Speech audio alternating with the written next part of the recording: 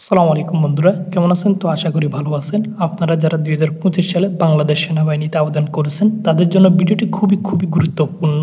তো কেননা আপনারা যখন মাঠে যাবেন আপনাদের যে সমস্যার কারণে আপনাদেরকে মাঠ থেকে বাদ দিয়ে দিতে পারে।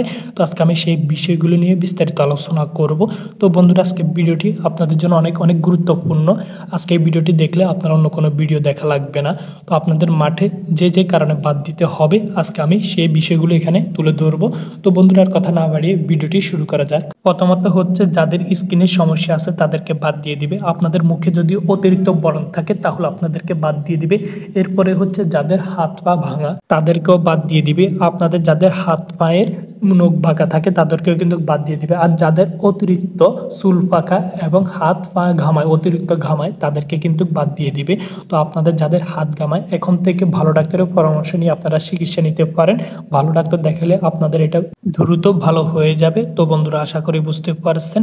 এরপরে হচ্ছে যাদের হাঁটুর সাথে হাঁটু লেগে যায় তাদেরকেও কিন্তু বাদ দিয়ে দেয়।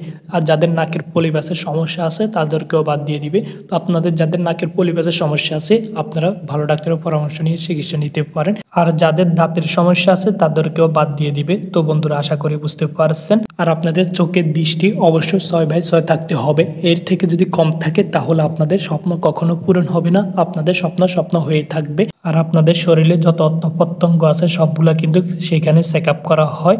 আপনারা যখন মাঠে যাবেন তখন ট্রাউজার প্যান্ট নিয়ে যেতে হবে। সাথে 2টা নিয়ে গেলে অনেক ভালো হয়। আপনাদের যাদের ট্রাউজার প্যান্ট নাই তাদেরকে কিন্তু ওইখান থেকে বের করে দেওয়ার সম্ভাবনা থাকে। তো আপনারা যখন মাঠে যাবেন তখন কি কাগজপত্র নিয়ে যেতে হবে?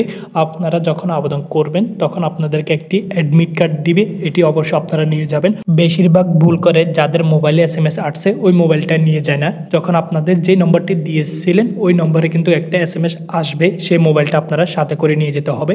সেটি যদি না নিয়ে যান আপনাদেরকে অনেক বিপদে পড়তে হবে। তো বন্ধুরা, আশা করি বুঝতে পারছেন।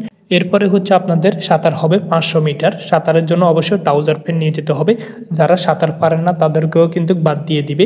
এরপর আপনাদের পুশ আপ আছে। পুশ আপ যারা পারেন না এখন থেকে ট্রাই করবেন, পুশ আপ দিতে হবে। স্যারেরা যতটা বলে ততটা দিতে হবে। এরপরে ভীম দিতে হবে, সিট আপ দিতে হবে। ডোট আছে আপনাদের। সবগুলো কমপ্লিট করার পর আপনাদের মেডিকেল হবে।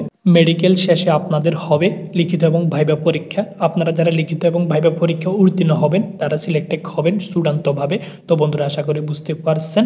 আপনাদের যাদের বাংলাদেশ সেনাবাহিনী হওয়ার স্বপ্ন এখন থেকে আপনারা প্রতিনিয়ত ডোপর দিতে হবে, পুশ আপ দিতে হবে, বিম দিতে হবে। এখন থেকে আপনারা প্রতিনিয়ত ট্রাই করবেন। আপনারা যারা পারেন না পুশ আপ তারা কিভাবে পুশ আপ দিতে হবে আমাকে কমেন্টে জানাবেন। আমি প্র্যাকটিক্যালভাবে আপনাদেরকে দেখিয়ে দিব আপনারা কিভাবে সঠিক নিয়মে পুশ আপ দিবেন। তো বন্ধুরা, আশা করি বুঝতে পারছেন। এরপরে যদি আপনাদের কোনো প্রশ্ন থাকে অবশ্যই আপনারা কমেন্টে জানাবেন। আমি আপনাদের কমেন্টের উপর ভিত্তি করে সম্পূর্ণ ভিডিও তৈরি করে থাকি। তো আজকে ভিডিওটি পর্যন্ত, দেখা হচ্ছে অন্য কোনো ভিডিওতে। ততক্ষণ পর্যন্ত ভালো থাকুন, সুস্থ থাকুন। সবাইকে জানাই আসসালামু আলাইকুম।